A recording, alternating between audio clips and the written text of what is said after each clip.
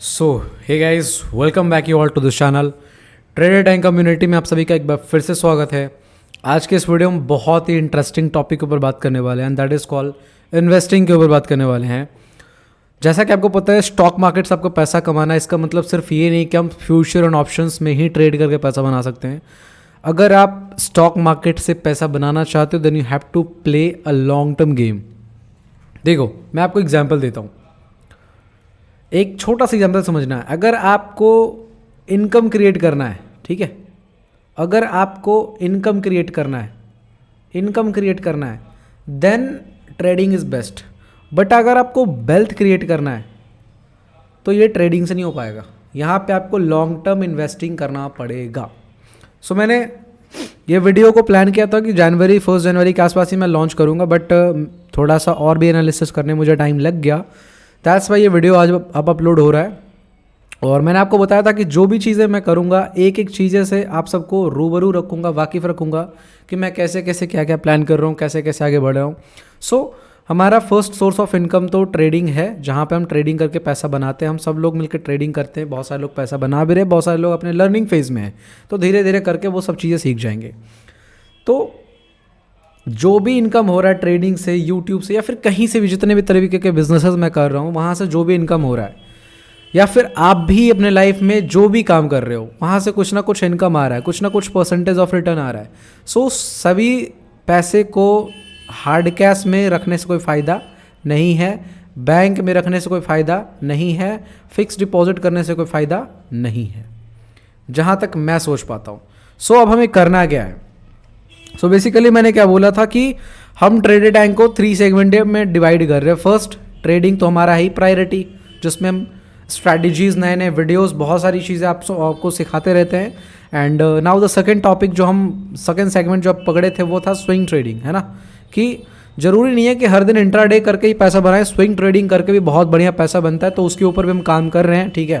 And the third segment is investing, है ना। सो अगर आप ट्रेडिंग करते हो तो सिर्फ ये आप नहीं कह सकते हो कि मैं सिर्फ ट्रेडर हूँ, मैं सिर्फ स्विंग ट्रेडर हूँ, मैं सिर्फ इन्वेस्टर हूँ। आपको ट्रेडिंग भी करना होगा, आपको स्विंग ट्रेडिंग भी कर सकते हो, आप इन्वेस्टिंग भी कर सकते हो। एंड इन तीनों में जो सबसे मस्ट है वो है इन्वेस्टिंग। ये सबसे मस्ट है, सबसे मस्ट है।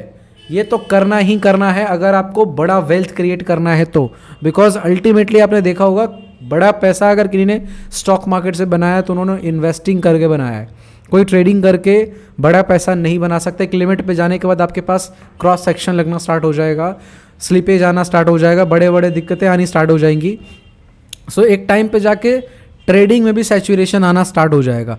बट अल्टीमेटली आपको शिफ्ट करना पड़ेगा इन्वेस्टिंग में। सो ट्रेडिंग करो एक्टिव इनकम के लिए, स्विंग ट्रेडिंग करो थोड़ा पैसिव इनकम के लिए, एंड इन्वेस्टिंग करो वेल्थ क्रिएशन के लिए। सो तीनों चीज़ें ज़रूरी हैं। तो आज मैं अपने पोर्टफोलियो को शुरुआत करने जा रहा हूँ 2024 से। अभी तक मैं इन्वेस्टमेंट बहुत कम करता था, ना के बराबर, और just like swing trading type में कि हाँ इतना पे खरीदा उतना पे बेच दिया। बट अब से जो मैं इन्वेस्टमेंट स्टार्ट करने वाला हूँ 2024 से, उसमें मेरा ओथ है कि मैं कोई भी स्टॉक्स जो परचेस करने जा रहा हूँ उसमें एटलीस्ट कम से कम 20 ईयर्स का मैं प्लान लेके चल रहा हूँ कि एटलीस्ट कम से कम मैं 20 साल तक इन्वेस्टेड रहूँगा। और वैसी कंपनियाँ ही मैं खोज के इन्वेस्ट कर रहा हूँ जहाँ पे मुझे पता है कि there is very less risk, कि मतलब वो कंपनी स्टेबल है, वो कंपनी ऑलरेडी पिछले 10-20 साल से चल रही हैं एंड अच्छा परफॉर्मेंस कर रहा है, एंड मुझे पता है उसका यूटिलाइजेशन इन फ्यूचर बढ़ने ही वाला है। वो स्टॉक्स, वो कंपनियां, उनके डिमांड्स आने वाले टाइम में बहुत ज़्यादा इंक्रीज ही होने वाला है। दैट्स वाई हम उस टाइप के स्टॉक्स को सेलेक्ट कर रहे हैं। फ़र्क नहीं पड़ता कि उसका क्या प्राइस चल रहा है, फ़र्क नहीं पड़ता कि उसका क्या कह सकते हो टेक्निकल एनालिसिस बोल रहा है, because technical analysis with the time वो चेंज होते रहता है। कभी वो बुलिश रहेगा, कभी वो बेरिश रहेगा, बट अल्टीमेटली एक रूल है, स्टॉक मार्केट को जाना ऊपर ही है। 2-4 दिन नीचे आएगा, 2-4-10 दिन, 2 साल 3 साल नीचे रहेगा, बट अल्टीमेटली उसको ऊपर ही जाना है। So we will be invested for at least 20 years minimum मैं मान के चल रहा हूँ। और जितने भी स्टॉक्स मैं खरीदने जा रहा हूँ उसमें से कहीं भी मैं कोई भी स्टॉक्स में सेल ऑफ नहीं करूँगा, सिर्फ और सिर्फ बाइंग करते जाऊँगा। और ये जो हमारा बाइंग मोड रहेगा, जैसे मैं आपको बताता हूँ, आप सब यहाँ पे बहुत सारे ऐसे लोग हैं जो SIP करते होंगे म्यूचुअल फंड्स में, है ना। करो, अच्छी बात है, कोई दिक्कत वाली बात नहीं है। बट यहाँ पे प्रॉब्लम क्या था, मैं भी करता हूँ, मैं भी दिखा दूंगा। हालांकि दिखाना तो नहीं चाहिए बट मैं दिखा दूंगा। SIP मेरा 2-3 जगह SIP चलता है, ठीक है। तो एसआईपी में प्रॉब्लम क्या है? सबसे पहला प्रॉब्लम आता है एग्जिट लोड। सबसे पहला प्रॉब्लम आता है एग्जिट लोड। ये आपको अभी हल्का लगेगा कि मान लो आप 1 लाख का आपने एसआईपी कर रखा है, तो 1 लाख रुपया को आप जब बेचोगे ना वो वैल्यू को, तो आपको उसमें 1% या 2% का एग्जिट लोड रहता है। मतलब मान के चलो अगर 1 लाख का आपका अपने प्रोडक्ट बेचा, एसआईपी बेचा, तो आपको अराउंड 2,000 रुपये ये लोग, है ना, जो एग्जिट लोड में काट लेंगे, जो एग्जिट करने टाइम पे आपको एज अ टैक्स के रूप में रख लेंगे। ठीक है, अपनी जो भी चीज़ है उसको कह सकते हो कि उस स्कीम में से बाहर निकलोगे तो ये 2% ऑटोमेटिकली डिडक्ट कर लेंगे जितने भी आपने रिडीम किया होगा। सो फर्स्ट प्रॉब्लम एसआईपी के साथ ये है। And the second problem is that कि वो कौन से स्टॉक परचेस कर रहे हैं, कौन से स्टॉक्स को बाहर निकाल रहे हैं, कितने पे परचेस किए, कितने पे सेल कर रहे हैं, कुछ भी डेटा आपके पास अवेलेबल नहीं होता। सो यहाँ पे ट्रांसपेरेंसी नाम की कोई चीज़ नहीं है। हमें ये पता है कि ये कंपनियां बता रहे हैं कि इसमें इन्वेस्टेड है, इसमें इन्वेस्टेड है, इसमें इन्वेस्टेड है, बट हमने जो नैव खरीदा है तो उस नैव का जो एवरेज प्राइस आप निकाल रहे हो, तो वो एवरेज प्राइस तो ठीक है हम खरीद लिए, बट मुझे ये जानना है कि अगर मान लो आपने टाटा कंपनी में किसी भी टाटा कंपनी आपने इन्वेस्ट किया है, so what is the price, आपने बाइंग कहाँ पे की थी और जब हमने बेचा उसका क्या सेलिंग प्राइस रहा। सो ये सब चीज़ें जो ट्रांसपेरेंट होनी चाहिए थे वो कहीं ना कहीं लैग कर रहा है। तो ये चीज़ कहीं ना कहीं एक आने वाले टाइम में दिक्कत करेगा। सो एसआईपी पे ज़्यादा आप ध्यान देना भी नहीं है, जितना छोटा हो सकता है उतना कम करो। ठीक है, एसआईपी किन के लिए? जिनको मार्केट एनालिसिस नहीं आता, जिनको फंडामेंटल एनालिसिस नहीं आता। अच्छा, कितने लोग ऐसे हो जिनको यहाँ पे फंडामेंटल एनालिसिस नहीं आता? वीडियो के कमेंट सेक्शन में कमेंट करके बताना कि हाँ भाई मुझे फंडामेंटल एनालिसिस नहीं आता। मैं एक प्रॉपर सीरीज बना दूंगा, ठीक है, ताकि आप भी एनालाइज करके इन्वेस्टिंग कर सको। क्योंकि अगर आपको लंबे गेम प्ले करना है ना, वेल्थ क्रिएट करना है, बड़ा वेल्थ क्रिएट करना है, तो वो ट्रेडिंग से नहीं हो पाएगा। ट्रेडिंग से आप एक्टिव इनकम क्रिएट कर सकते हो, वेल्थ नहीं बना सकते, because wealth created by compounding. Compounding theory अगर आप नहीं जानते हो तो उसके ऊपर भी मैं वीडियो बना दूंगा।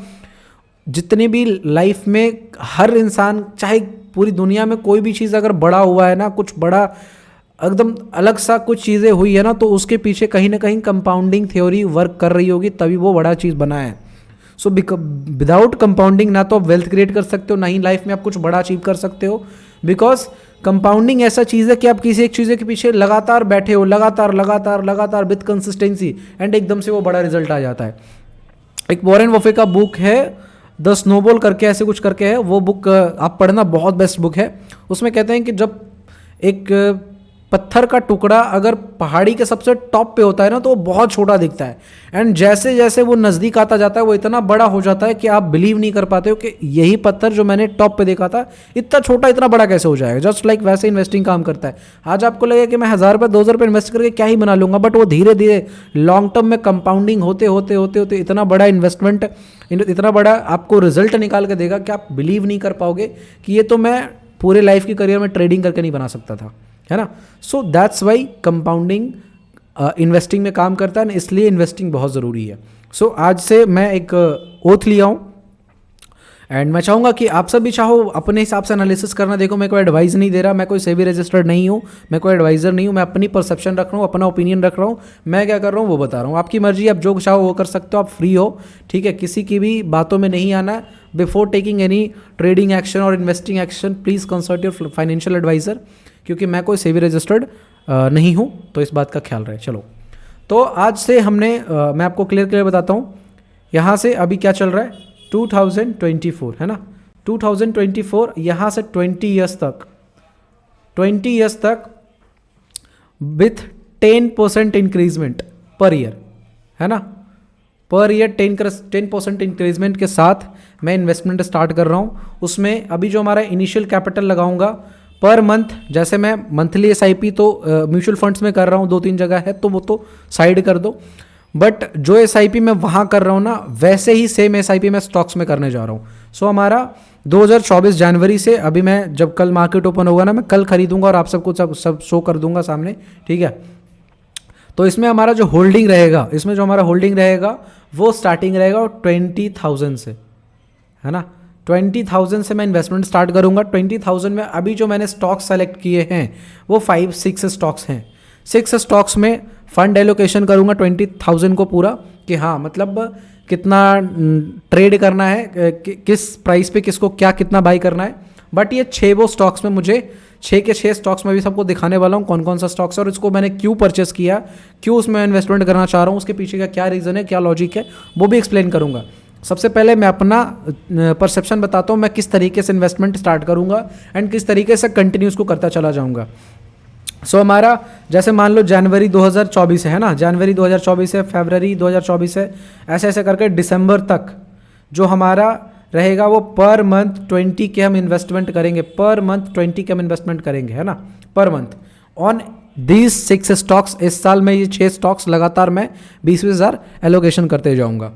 नेक्स्ट ईयर मैं अपना फंड में 10% का इंक्रीजमेंट करूंगा, इसमें 10% और इंक्रीज करूंगा और स्टॉक्स में से 1-2 स्टॉक्स जो मुझे और अच्छे लगेंगे मैं उनमें भी उसको भी सेलेक्ट करके फिर कुछ ना कुछ एलोकेशन मैं वहाँ भी करूँगा। सो अभी फ़िलहाल 2024 तक ये 6 स्टॉक्स में मैं इन्वेस्टेड हूँ। देखो इन्वेस्टमेंट करने का तो लगभग 5,000 प्लस स्टॉक्स है जो इन्वेस्टेड है, 5,000 प्लस स्टॉक्स है जो मार्केट में लिस्टेड है, तो सब में इन्वेस्टमेंट करेंगे दैट्स नॉट कि मतलब सब चीज़ें पकड़ने की कोशिश करेंगे तो कोई भी चीज़ें नहीं पकड़ में आएगी, है ना।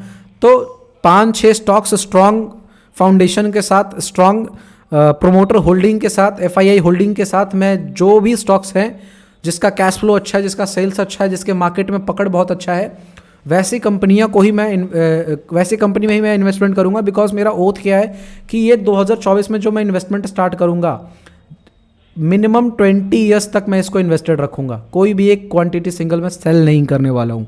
जो भी इन्वेस्टमेंट है मैं उसको ऐसा मान के चलूँगा कि अगले 20 साल तक मुझे भूल जाना है, 20 से 25-30 साल, मिनिमम 20 साल तो मान के चलो, उसके ऊपर भी जितना हो सकता है कोशिश करूँगा कि 30 साल 40 साल तक इन्वेस्टेड रहूँ, क्योंकि वेल्थ क्रिएट करना है ना।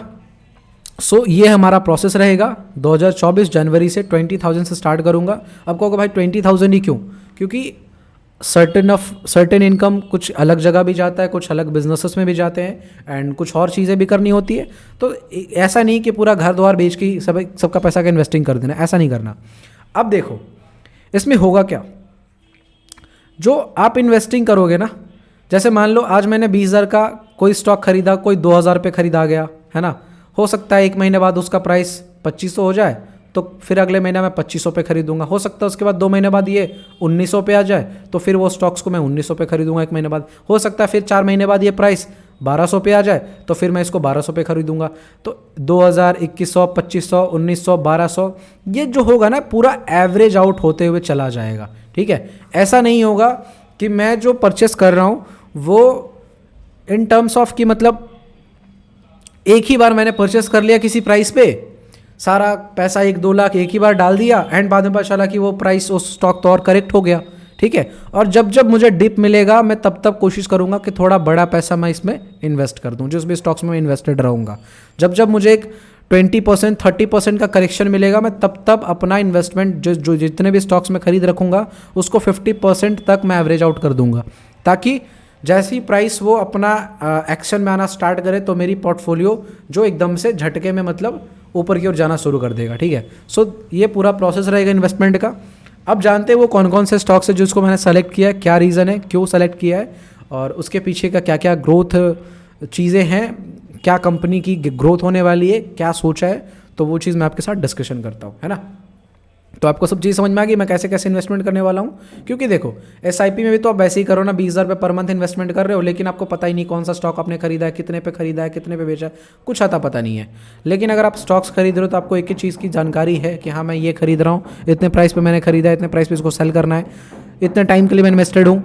एंड स्टॉक्स को आप अच्छे से फंडामेंटली एनालाइज करते हो, टेक्निकल एनालाइज करते हो, तो सब चीज़ें एक साथ जब होती हैं तो आपको कॉन्फिडेंस ज़्यादा आता है। दैट्स वाई प्रेफर कि स्टॉक्स में SIP करना है। म्यूचुअल फंड्स में तो वो चल रहे हैं, साइड्स के रहेंगे, बट आज से मैंने ओथ लिया है कि 2024 टू लेकर के up to 20 years minimum, it's minimum.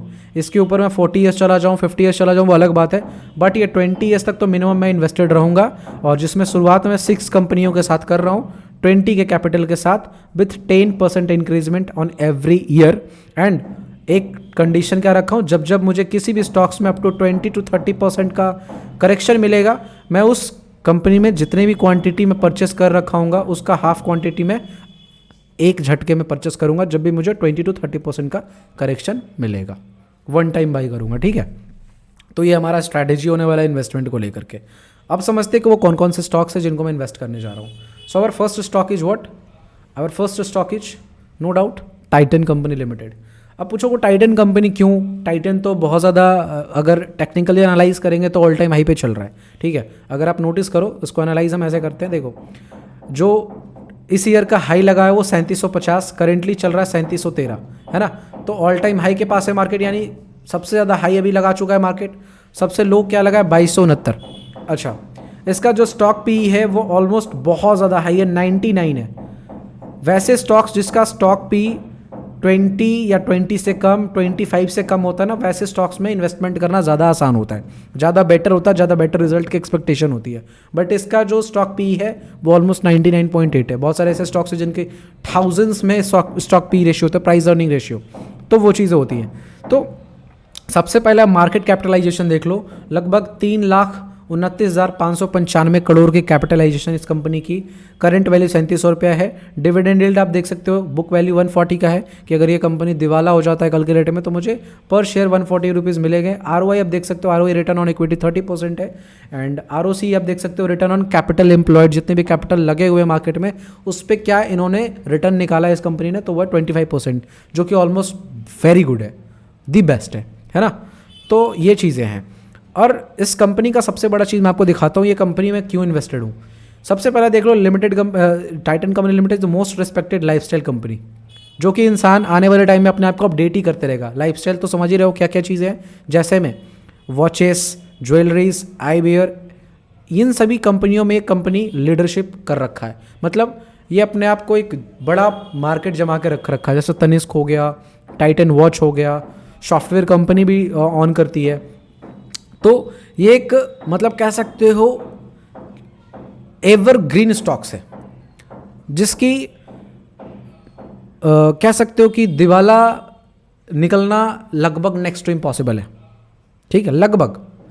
वैसे तो कुछ भी नहीं कर सकते because stock market is a risky game, but फिर भी आप देख सकते हो बहुत सारी ऐसे ऐसे ब्रांड्स को ऑन करता है, जिसमें वॉचेस, ज्वेलरीज, आईवेयर, इन सब चीज़ों को ये कंपनी ऑन करते, सॉफ्टवेयर भी बनाती है कंपनी। सो ये कंपनी का मैं सब चीज़ें ओवरऑल एनालाइज किया तो मुझे बहुत अच्छा लगा है। एंड इसका मैं जो चीज़ें देख रहा हूँ आपको मैं दिखाता हूँ, जस्ट वेट। इसका आप देख सकते हो जो ग्रोथ है वो एकदम से कांस्टेंट ग्रोथ है 2023 में, है ना। और इस कंपनी की बहुत सारी कुछ प्रोज एंड कॉन्स भी है, वो सब हटाओ, सब देखना नहीं है। देखने की जो चीज़ है वो देखेंगे अब। यहाँ पर देखने वाली चीज़ें क्या क्या देखने वाली चीज़ें आप देख सकते हो कि 2012 में इन्होंने जो सेल्स किया था, 2012 में जो इन्होंने सेल किया था वो 2012 में जो इन्होंने सेल किया था वो 8800 करोड़ का, 10,000 करोड़ का 2013 में, 10,000 करोड़ का 2014 में, 11,000 करोड़ 2015 में। मतलब 11, 13, 16, 19, 21, 21, 28, 40, 46। आप देख सकते हो कि 2012 से लेकर के 2023 तक इस कंपनी ने यूँ ग्रोथ किया है। मतलब 2012 में 8800 करोड़ का सेल किया था और वो बढ़ते बढ़ते 40,000 करोड़ तक का सेल इन्होंने पहुँचाया है। एंड इनकी एक्सपेंस 41,000 करोड़ है एंड जो प्रॉफिट निकल के आ रहा है वो 49,000 करोड़ है। एंड उसमें से भी जो टैक्सेस वगैरह, टैक्सेशन वगैरह सब चीज़ हटाने के बाद नेट टू नेट ये कंपनी पर ईयर आप देख सकते हो 600 करोड़ 2012 में, 725, 735, 18, 816, 600। यहाँ पे जो कुछ कभी कभी टाइम पे क्राइसिस भी आए होंगे तो उसका प्रॉब्लम है। 1100 करोड़, 1300 करोड़, 1400 करोड़ और ये कोरोना वाला टाइम था 974 करोड़। उसके बाद फिर 22 में 2100 करोड़, 3200 करोड़, 3300 करोड़। यानी नेट प्रॉफिट इसका इंक्रीज़ करते जा रहा है बिकॉज सेल्स भी इंक्रीज़ हो रहा है, नेट प्रॉफिट भी इंक्रीज़ हो रहा है। तो कहीं ना कहीं इस कंपनी की डिमांड है और ये पिछले 2012 से, मतलब जब से ये कंपनी स्टैब्लिश हुई तब से अपना ये पकड़ बना के चल रहा है। एंड बहुत बेटर कंपनी है अगर फंडामेंटली एनालाइज करेंगे तो। और चूंकि हम टेक्निकली इन्वेस्टमेंट करेंगे नहीं, क्योंकि अगर टेक्निकली देखे जाएंगे तो ये तो अभी ऑल टाइम हाई पे है, तो मार्केट यहाँ से कभी भी करेक्ट हो सकता है। तो अगर हम वैसे सोचेंगे तो इन्वेस्टमेंट के लिए कोई भी प्राइस सही नहीं होगा अगर आप टेक्निकली जाओगे तो। इन्वेस्टमेंट के लिए है कि आप जिस भी प्राइस पे खरीद रहे हो, अगर आप उसमें लंबा इन्वेस्टेड रहोगे तो जिस भी प्राइस पे आपने बाई किया है एटलीस्ट मार्केट उसके ऊपर ही निकलेगा, अब अगर आप लंबा इन्वेस्टेड रहते हो तो। सो इसका बैलेंस शीट मुझे बहुत पसंद आ रहा है ना, बैलेंस शीट बहुत अच्छी है। एंड आप एक चीज़ और मैं दिखाता हूँ, जो देखिए, जस्ट वेट, आप यहाँ पे देख सकते हो कैपिटल के कंपनी के पास ऑलमोस्ट 12,000 करोड़ प्लस का रिजर्व्स पड़े हुए हैं। टोटल लाइबिलिटीज़ 32,000 करोड़ है, जिसमें से बोरोइंग्स 14,000 करोड़ का इन्होंने डेट ले रखा है और ज़्यादा कुछ खास भी दिक्कत नहीं है। और अगर मैं देखूं, जस्ट वेट, अगर मैं शेयर होल्डिंग्स पैटर्न देखूं तो आप देख सकते हो यहाँ पे यहाँ पे आप देख सकते हो प्रोमोटर्स जो हैं अपने, अगर मैं यहाँ ईयरली कर देता हूँ, जस्ट वेट, इसको मैं ईयरली कर देता हूँ, क्वार्टरली है। आप यहाँ पे देख सकते हो 2017 में जो प्रोमोटर्स की शेयर होल्डिंग थी 53%, 52%, 52, मतलब प्रोमोटर्स अपने पोजीशन को काटे नहीं है। एंड एफआईआई जो है थोड़ा सा पोजीशन को 21 से 18 पर लेके आया था एंड फिर 17 पे मार्च 2023 तक उन्होंने बेचा था, फिर उन्होंने अब से खरीदना शुरू कर दिया है। तो प्रोमोटर्स की एफआईआई की जो पोजीशन वो बड़ी है। एंड डीआई तो जो भी है डीआई का देखना नहीं होता, मेन जो है प्रोमोटर्स और एफआईआई, तो दोनों ने अपनी पोजीशन बना रखी है तगड़े लेवल की। तो कहीं ना कहीं ये कंपनी में कुछ ना कुछ तो बात है ना, तभी तो लोग बना के बैठे हुए हैं। तो इसके लिए मुझे ये कंपनी बेटर लग रहा है। एंड और भी चीज़ें आप देख सकते हो, जस्ट वेट, कुछ चीज़ें हैं यहाँ पे आप देख सकते हो। इस कंपनी के जो कंपाउंडेड सेल्स ग्रोथ भी है वो भी इंक्रीज़ हुआ है, कंपाउंडेड प्रॉफिट ग्रोथ है वो भी इंक्रीज़ हुआ है, ये देख लो। यहाँ पे देख सकते हो कंपाउंडेड सेल्स ग्रोथ वो भी बहुत बढ़िया है, कंपाउंडेड प्रॉफिट ग्रोथ वो भी बहुत बढ़िया है, stock CAGR compounded annual growth return वो बहुत बढ़िया है, एंड रिटर्न ऑन इक्विटी वो भी बहुत बढ़िया है। सो ये कंपनी ओवरऑल एनालाइज करने के बाद मुझे ये पता चलता है कि this company is best for investment longer time frame के लिए। अगर मान के चलो कि इसकी भी करंट प्राइस क्या चल रही है, आप देखो इसकी भी करंट प्राइस क्या चल रही है, जस्ट वेट, इसकी भी करंट प्राइस 3713 रुपये चल रहा है। मान लो मैं आज इन्वेस्टमेंट करता हूँ 37 रुपये पे, एक स्टॉक्स बाई करता हूँ, 2 स्टॉक बाई करता हूँ, जो भी आएगा उसमें, ठीक है। और 2 महीने बाद, 1 महीने बाद फरवरी में ये आ जाता है 3500 पे, तो फिर मैं एक स्टॉक बाई कर दूंगा, 2 स्टॉक बाई कर दूंगा, फिर ये मान के चलो आ जाता है 3000 पे, तो फिर मैं बाई कर दूंगा। तो ये प्राइस मेरा एवरेज आउट होते जाएगा। एंड जब ये महंगा होगा तब भी मैं बाई करते जाऊँगा। तो ओवरऑल देखोगे तो प्राइस धीरे धीरे इंक्रीज़ करता जाएगा और मेरा एवरेज प्राइस भी बढ़ता रहेगा, घटता रहेगा, बट ओवरऑल एवरेज ही रहेगा हमारा प्राइस। कभी भी मैं महंगा और सस्ता नहीं खरीदूंगा, because we plan systematically investment plan के, मतलब मैं सिस्टम के थ्रू प्लान करूंगा, सिस्टम के थ्रू इन्वेस्ट करूंगा। ये नहीं कि एक ही बार सारा पैसा डाल दूंगा। ठीक है, बड़ा ग्रोथ हमें नहीं मिलेगा कि एकदम से बहुत बढ़िया ग्रोथ मिल गया, लेकिन हाँ धीरे धीरे इन्वेस्टमेंट करते जाऊंगा तो रिटर्न एक्सपेक्ट कर सकता हूँ कि ऑन एन एवरेज ईयरली मैं 15 to 20% का ROI इसमें से निकाल लूँगा, मुझे जहाँ तक उम्मीद है। सो दैट्स वेरी गुड, इससे ज़्यादा मुझे कुछ चाहिए नहीं। तो ये कुल मिला करके फर्स्ट स्टॉक हमारा ये है जिसमें हम इन्वेस्टमेंट करने वाले हैं। कितना फंड एलोकेशन इस पे होगा वो अभी मैं बाद में डिसाइड करूँगा कल जो इन्वेस्टमेंट करने जाऊँगा, बट ये एक स्टॉक्स हमारे साथ रहेगा। एंड इस तरीके से सभी स्टॉक्स का मैंने बैलेंस शीट देखा हुआ है, ठीक है, सभी का मैंने फंडामेंटली एनालाइज किया। दूसरा जो स्टॉक्स है वो है टाटा मोटर्स। अब टाटा मोटर्स क्यों इन्वेस्ट करूँगा? टाटा मोटर्स जो है वो देख लो आप, Tata Motors is leading automobile manufacturer, parts, illustrations, conglomerate. The Tata Group offers wide diversified portfolio cars, sports utility vehicles, trucks, buses, defense vehicles to the world. जिसमें से ये जो कंपनी है India, UK, south Korea, south Africa, China, Brazil, Australia, Slovakia, ये इतने सारी जगह पे अपनी प्रोडक्ट को सेल कर रही है। जिसमें से जो सबसे लीडिंग कंपनी है वो है जैगवार लैंड रोवर, है ना, जो मतलब आप जानते हो Jaguar land rover Tata Motors he on करता है। सो दैट्स वाई आने वाले टाइम में आप जानते हो कि आने वाले टाइम में ऑटोमोबाइल कंपनी का बहुत बड़ा एक बूम आने वाला है, ये आप मान के चलो, क्योंकि जीडीपी बढ़ेगा, इकोनॉमिक डेवलपमेंट होगा, इंफ्रास्ट्रक्चर हमारे सही होंगे, तो कहीं ना कहीं हम ऑटोमोबाइल में भी एक बढ़िया ग्रोथ देखने को हमें मिलेगा। जो अभी रूरल एरिया में रह रहे हैं, जिनके पास अभी संसाधन नहीं है गाड़ियों का, ऑटोमोबाइल्स का, उनके पास तक ये चीज़ें पहुंचेंगी, तो कहीं ना कहीं हमें एक ग्रोथ देखने को मिलेगा ऑटोमोबाइल इंडस्ट्री में। हालांकि जब मैं इसको एक टाइम पे ट्रेड करता था ये 400 के आसपास रहता था ये स्टॉक्स, ठीक है। आज मुझे अफसोस होता है कि उस टाइम पे मैंने इन्वेस्टमेंट पे ध्यान नहीं दिया, एंड वो भी चीज़ उस टाइम पे फंड भी नहीं था ज़्यादा, है ना। एंड अभी ये करेंटली 800 पे चल रहा है। तो इसको मैं कैसे करूँगा? मान लो 5 स्टॉक्स आज खरीदा, फिर 1 फरवरी आएगा तो फिर 5 स्टॉक्स खरीदूंगा। अभी 800 पे खरीदाएगा, हो सकता है 1 फरवरी को 600 पे आ जाए, 700 पे आ जाए, तो जितना भी आएगा एवरेज आउट होते चला जाएगा। प्राइस सस्ता महंगा खरीदाते एक एवरेज प्राइस रहेगा, और उससे मैं 20 साल तक, 25 साल तक, 30 साल तक इन्वेस्टेड रहूँगा। तो मुझे उम्मीद है कि मैं बहुत अच्छा रिटर्न इस स्टॉक्स में भी निकालूंगा। एंड 20-25 साल तक लगातार इन्वेस्टमेंट करना is a very good options अगर आप वेल्थ क्रिएट करना चाहते हो तो सेकंड ऑप्शन हमारे लिए ये है टाटा मोटर्स, जो कि सबको रखना चाहिए। एक ऑटोमोबाइल कंपनी आने वाले टाइम में ये ग्रोथ ही करेगा, ठीक है। And the third is Amar Raja battery industry और मोबिलिटी, जो भी कह सकते हो। ये कंपनी क्या कर रही है आप देख लो, यहाँ पे जस्ट वेट, यहाँ पे देख सकते हो। द कंपनी हमारा जो group is a technology leader in the world largest manufacturer lead acid batteries, है ना। आने वाले टाइम में आपको क्या लगता है, डीजल गाड़ियाँ, पेट्रोल गाड़ियाँ सब खत्म हो जाएंगी, सिर्फ ईवी गाड़ियाँ चलेंगी, है ना। आने वाले टाइम में इलेक्ट्रिक व्हीकल ही चलेगा। सो ये जो हमारा जो बैटरी कंपनी है ना, ये एक लीडिंग कंपनी है। आने वाले टाइम में अगर बैटरी की ज़रूरत पड़ेगी, सभी कंपनियों को ज़रूरत पड़ने वाला है, तो अगर कोई वो प्रोवाइडर है तो वो एक ये कंपनी है और एक एक्साइड कंपनी है ना। तो ये इसका फंडामेंटल एनालिसिस एक्साइड से ज़्यादा बेटर है, बट एक्साइड भी बहुत अच्छा है, उसको भी मैंने अपने पोर्टफोलियो में रखा है। एंड मैं तो सजेस्ट करूँगा, जहाँ तक मुझे पता है, कि every one should have keep at least minimum, अगर मैं कहूँ कम से कम एक स्टॉक्स तो रखो जो बैटरी को मैन्युफैक्चर करता हो, जो बैटरी प्रोवाइड करता हो और सारी कंपनी हो उसको, है ना। तो एक कंपनी तो ऐसा रखो जो ईवी सेक्टर में जब बूम आएगा तो वहाँ पे ये अपना पार्टिसिपेशन दिखाएगा। वैसे कंपनी में एक कंपनी तो ऐसा रखो जिसको सेलेक्ट करके जिसमें आप इन्वेस्टमेंट करो। सो मैंने सेलेक्ट किया महाराजा बैटरी, ठीक है। और ये थोड़ा मल्टीपल डाइवर्सिफाइड बिजनेस भी करता है, इसलिए महाराजा बैटरी थोड़ा लीडिंग हो जाता है एक साइड के कंपैरिजन में। And the last EV company जो मुझे लगता है जिसमें इन्वेस्ट करना चाहिए, एक तो टाटा मोटर्स हो गया, दूसरा महाराजा बैटरी हो गया, टाइटन के बाद Tata Motors, Maharaja battery, and third Exide industry. Exide industry बहुत अच्छा कंपनी है अगर आप ईवी के पॉइंट ऑफ व्यू से सोचना चाहोगे। ये देख सकते हो स्टोरेज बैटरी, ये मैन्युफैक्चर करती है बैटरीज़ को, और आने वाले टाइम में बैटरीज़ का बहुत ज़्यादा डिमांड होने जा रहा है, इतना तो मान लो, ठीक है। बहुत ज़्यादा डिमांड है आने वाले टाइम में।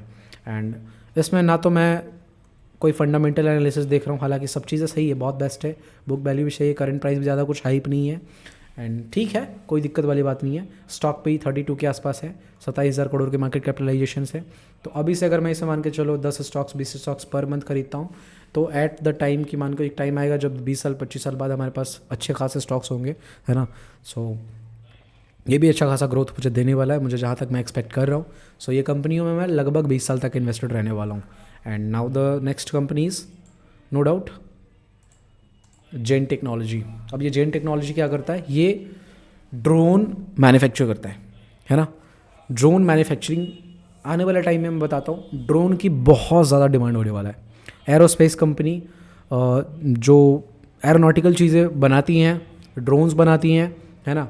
क्योंकि आने वाले टाइम में जो आप देख रहे हो डिलीवरी का काम कर रहे हैं, डिलीवरी बॉय कर रहे हैं, जो छोटी मोटी चीज़ें और भी बहुत बड़ी बड़ी चीज़ें ऐसी हैं जो आने वाले टाइम में सिर्फ और सिर्फ, अभी भी देख लो ड्रोन का कितना यूजेस बढ़ रहे हैं, ठीक है। सो मैं अपने पोर्टफोलियो में एक ड्रोन कंपनी को ज़रूर रखना चाहूँगा। अब जिसको इसका जो हाई है 913, 188 लो है, करंट 768 पे चल रहा है, मुझे कोई दिक्कत नहीं है प्राइस इसका क्या भी चल रहा होगा, क्योंकि मैं तो इन्वेस्टमेंट करूँगा ना, मंथली इन्वेस्टमेंट करूँगा। आज बेशक से महंगा खरीदा जाएगा, कल कहाँ जाएगा, परसों कहाँ जाएगा, एक 10 महीने बाद कहाँ जाएगा, कभी तो मुझे मिलेगा करेक्शन में, वहाँ पर खरीद लूँगा। Because we are doing investment not trading, कि हाँ मेरे को महंगा नहीं खरीदना, सस्ता खरीद के महंगा बेचना है। बिकॉज अगर आप इन्वेस्टमेंट करो तो कुछ भी महंगा नहीं होता, ठीक। अगर आप इन्वेस्टमेंट कर रहे हो और 20 साल 25 साल 30 साल का प्लान करके चल रहे हो, एंड आप उस पर इन्वेस्टेड रहोगे, एंड उस कंपनी की फंडामेंटल बहुत स्ट्रांग कंपनी है, उसकी पकड़ बहुत अच्छी है, उसका आने वाले टाइम में बहुत ज़्यादा डिमांड होने वाला है, तो वो कंपनी अल्टीमेटली आपको प्रॉफिट देके जाएगा। लेकिन अगर आप ट्रेडिंग के पॉइंट ऑफ व्यू से सोच के देखो तो ये चीज़ें तो बेकार हो जाएंगी। लेकिन मैं इन्वेस्टमेंट करने वाला हूँ, मैं एवरेजिंग करते चला जाऊंगा, हर महीने इन्वेस्ट करूंगा, तो हो सकता है आज 768 पे मिल रहा है, कल मुझे 600 पे मिल जाएगा, हो सकता है कुछ दिन बाद मुझे 800 पे मिलेगा। तो मैं सब चीज़ों को एक्सेप्ट करने के लिए ready, because we are doing investment not trading. That's why investment अगर आप कर रहे हो, फंडामेंटली स्ट्रॉन्ग कंपनी है, उसकी हर एक चीज़ बैलेंस शीट वगैरह स्ट्रॉन्ग्स है, एंड सबसे बड़ी चीज़ आने वाले टाइम में उसका डिमांड है, जो कि ड्रोन का डिमांड बढ़ने वाला है, ऑलमोस्ट बढ़ने वाला है। आप मान लो, मैं आपको बोल रहा हूँ, ठीक है। देखना, EV sector, drone sector and software, जैसे टाइटन तो एवरग्रीन स्टॉक्स है, उसको तो साइड में रखो, ऑटोमोबाइल सेक्टर, ये 3-4 चीज़ें हैं ना, बहुत ज़्यादा बूम करने वाला है। तो ये 3-4 स्टॉक्स को तो मैं अपने पोर्टफोलियो में अभी साइड करना स्टार्ट करूँगा, और भी जो भी चीज़ मैं एनालाइज करूँगा कि मतलब ये भी स्टॉक्स अच्छा है, तो मैं उसको नेक्स्ट ईयर से ऐड करूँगा, नेक्स्ट ईयर से कोई और 1-2-3 स्टॉक्स को ऐड करूँगा, क्योंकि ज़्यादा भी स्टॉक्स में इन्वेस्टमेंट नहीं करना है। सो 6 स्टॉक्स यहाँ पे रखा है, 5 स्टॉक्स मैंने दिखा दिए, एक ड्रोन कंपनी है, 2 बैटरी कंपनी है। बैटरी पे मैं ज़्यादा फोकस कर रहा हूँ ईवी पे, क्योंकि आने वाले टाइम में ईवी का डिमांड बहुत ज़्यादा बढ़ने वाला है। अभी भी कुछ ज़्यादा प्राइस नहीं हुआ है स्टॉक्स का, तो हम अभी उसमें इन्वेस्टमेंट करना स्टार्ट कर सकते हैं, ठीक है। Okay, so first Titan, second Tata Motors, third Maharaja battery, and fourth Exide, and fifth is Zen technology, that is called drone manufacturing company, and the fifth is no doubt evergreen company, Coal India. Coal India obviously मतलब हर एक तरीके से बहुत ही strong company, fundamentally बहुत strong है। एंड आप ये मान के देख सकते हो कि ये जो है कोल इंडिया, समझ रहे हो, कोयला वगैरह इन सब चीज़ों में डील करता होगा, है ना। देखो मैं दिखाता हूँ, देखो क्या है। Coal India mainly is engaged in mining, production of coals and also coal washeries. The major consumer of company are power and steel sector. तो आप समझ सकते हो कि इसका जो मेन कंज्यूमर है, जो मेन कस्टमर्स है इस कंपनी का, वो कौन है? पावर सेक्टर, जो जैसे पावर जनरेशन, इलेक्ट्रिसिटी, इन सब चीज़ों में जिनका काम हो, जो कंपनियां काम कर रही है, उनको कोयले की बहुत ज़्यादा ज़रूरत है। एंड एक स्टील सेक्टर में भी कोयले का बहुत ज़्यादा ज़रूरत है। आने वाले टाइम में स्टील्स का बहुत ज़्यादा डिमांड बढ़ने वाला है। तो कहीं ना कहीं ये कंपनी लीडिंग कंपनी हो जाएगी, क्योंकि कोल इंडिया एक ऐसा कंपनी है जो एवरग्रीन कंपनी है, जैसा टाइटन है, और ये गवर्नमेंट कंपनी है। तो आप देख सकते हो इसकी जो मार्केट कैपिटलाइजेशन है वो 2,36,803 करोड़ है। करंट प्राइस 884 रुपये है, 384 रुपये है। एंड ये भी ऑल टाइम हाई के आसपास चल रहा है। बुक वैल्यू 113 रुपये है। ROC बहुत बढ़िया, ROE बहुत बढ़िया, है ना। फेस वैल्यू बहुत बढ़िया है। स्टॉक पी आप सबसे बेस्ट देखो 8.46, यानी प्राइस अर्निंग रेशियो सबसे बेस्ट है इसका। सो इस स्टॉक्स को तो मैं दबा दबा के खरीदूंगा, इसमें मैं कोई भी गुंजाइश, कोई भी संकोच नहीं करूँगा, ठीक है। So Coal India and Titan, ये दोनों कंपनियां बेस्ट है, बट कोल इंडिया ज़्यादा चीप एंड बेस्ट है comparison to Titan company. But Titan का एक अलग स्पेस है, एक अलग जगह है, उसका जगह कोल इंडिया नहीं ले सकता एंड कोल इंडिया का जगह टाइटन नहीं ले सकता। So this both stocks are evergreen stocks की, मतलब फंडामेंटली बहुत स्ट्रांग है। एंड इन कंपनियों को मतलब गिरना लगभग नेक्स्ट टू इम्पॉसिबल है। एंड उसके बाद थीमेटिकली जो थीम वाइज हमने सेलेक्ट किए स्टॉक्स, टाटा मोटर्स जो ऑटोमोबाइल कंपनी है, लीडिंग होने वाला है। और मैं जैसा तक देख पा रहा हूँ कि टाटा मोटर्स की जितनी भी गाड़ियाँ, कार आ रहे हैं, वो बहुत ही मतलब शानदार गाड़ी आ रही हैं। तो कहीं ना कहीं डिमांड, एक क्रेज़ बढ़ता जा रहा है टाटा कंपनी की, टाटा मोटर्स की। एंड जितने भी ऑटोमोबाइल कंपनी है उनको ईवी लाना पड़ेगा, ईवी ऑटोमोबाइल लाना पड़ेगा, ईवी व्हीकल्स लॉन्च करना पड़ेगा, क्योंकि अल्टीमेटली रोड पे तो आने वाले 5 से 10 साल बाद ईवी व्हीकल ही देखने को मिलेंगे हर जगह। अभी भी से भी लॉन्च हो चुके हैं, बट अभी थोड़ा कम है, लेकिन धीरे धीरे चीज़ें वो आना स्टार्ट हो जाएगा। तो अमर राजा बैटरीज थीमेटिकल स्टॉक्स जो कि हम इलेक्ट्रिक व्हीकल पे फोकस कर रखे हैं। तो 2-3 कंपनियां जो ऑटोमोबाइल के सेक्टर में, ईवी सेक्टर में, एक Tata Motors, Exide industry, Amar Raja, and जो एक और स्टॉक्स है जेन टेक्नोलॉजी, जिस पे मैं उम्मीद कर रहा हूँ कि बहुत ज़्यादा ग्रोथ देखने को मिलेगा। ड्रोन मैन्युफैक्चरिंग कंपनी है, तो मुझे उस पर भी बहुत अच्छा एक्सपेक्टेशन है। सो एक कुल मिलाकर 6 स्टॉक्स है, जिसमें से मैं इस जनवरी मंथ से इन्वेस्टमेंट स्टार्ट करूँगा। The first allocation of the fund is 20,000 her month लगातार कंटिन्यूसली 2024 इन्वेस्ट करूँगा। फिर 10% का इंक्रीजमेंट करूँगा। फिर 1-2 स्टॉक्स भी ऐड करूँगा जो भी फंडामेंटली स्ट्रांग रहेंगे और जो भी थीमेटिकल उस टाइम पे थीम्स बेस्ड रहेंगे, उसमें मैं एडिशन भी करूँगा और कैपिटल भी थोड़ा और एडिशन करूँगा। और हर महीने जो भी प्राइस रहेगा उस प्राइस पे खरीदते जाना है। And the best rule of this investment plan strategies कि किसी भी स्टॉक्स में जिस भी टाइम में 30% का करेक्शन मिलेगा, वी इन्वेस्ट एटलीस्ट 50% क्वांटिटी, जितना भी मैंने बाई कर रखा होगा उसका 50% क्वांटिटी और बाई कर लेना जब भी मुझे 30% या 30% से ऊपर का करेक्शन मिलेगा, because we are doing investment not trading. So averaging is the best part of the investment, है ना। सो एवरेजिंग करते जाऊँगा, देखते हैं 20 साल का ये जर्नी, 25 साल 30 साल का जर्नी कितना बढ़िया जाता है। मुझे उम्मीद है कि मैं बहुत बढ़िया स्टॉक्स को सेलेक्ट किया हूँ अपने हिसाब से। हो सकता है कि स्टॉक्स ना भी चले, कोई बड़ी बात नहीं है, बट मुझे जहाँ तक लगता है फंडामेंटली बहुत ही स्ट्रांग कंपनी है, according to promoter wise, according to FII wise, and according to P ratios. बहुत सारी कंपनियाँ महंगा भी है, बट महंगा कुछ भी नहीं होता। इतना मान के चलो, इन्वेस्टमेंट में अगर कर रहे हो और इन्वेस्टमेंट आप प्लानिंग के साथ कर रहे हो तो कुछ भी महंगा नहीं होता, ठीक है। तो ये वीडियो बनाना बहुत ज़रूरी था, क्योंकि अभी तक सब चीज़ ट्रेडिंग चल रहा है, बट अल्टीमेटली जो वेल्थ बनेगा वो इन्वेस्टमेंट से बनेगा। सो मैंने अपने स्टॉक्स को रिवील किया है, कल जब परचेस कर लूँगा होल्डिंग पे चला जाएगा, तो फिर मैं उसके ऊपर एक वीडियो बना के आप सबको दे दूँगा किस पे कितना मैंने फंड एलोकेशन किया है। ओके, चलो मिलते हैं नेक्स्ट वीडियो में, तब तक के लिए thank you so much, bye, take care and have a nice day. Video अच्छा लगा तो वीडियो को लाइक करें और चैनल को जरूर सब्सक्राइब कर ले, बहुत इन्फॉर्मेटिव वीडियोस आने वाले हैं। So make sure you hit the like button and subscribe channel. और आप बताओ कि आप इन्वेस्टमेंट कर रहे हो नहीं कर रहे हो, आपको फंडामेंटल एनालिसिस आता है या नहीं आता। अगर नहीं आता कमेंट करके बताओ, तो मैं एक प्रॉपर फंडामेंटल एनालिसिस का सीरीज ही स्टार्ट कर दूंगा, जिसमें आप प्रॉपर तरीके से, जैसे मैं स्टॉक्स को एनालाइज करता हूँ, आप भी एनालाइज करना सीख जाओगे। तो आपका कमेंट का मुझे वेट रहेगा। जितने लोग कमेंट करेंगे मैं ये मान के चलूँगा कि आप सच में स्टॉक मार्केट में अपने करियर को बनाने के लिए सीरियस हो, तो मैं उसके ऊपर ज़रूर वीडियो बनाऊंगा, ठीक है। जैसे ऑप्शन चेन के ऊपर वीडियो पेंडिंग है, वो भी बहुत जल्द वीडियो आ जाएगा, क्योंकि सब लोगों ने रिक्वेस्ट किया है कि complete option chain basics to advance के ऊपर वीडियो बना दो, तो मैं बिल्कुल बना दूंगा। चलो, that's all, bye bye, take care, thank you so much for giving your precious time. Video को लाइक ज़रूर कर देना, सब्सक्राइब जरूर करना चैनल को, अगर सब्सक्राइब नहीं किया हो तो। That's all, bye.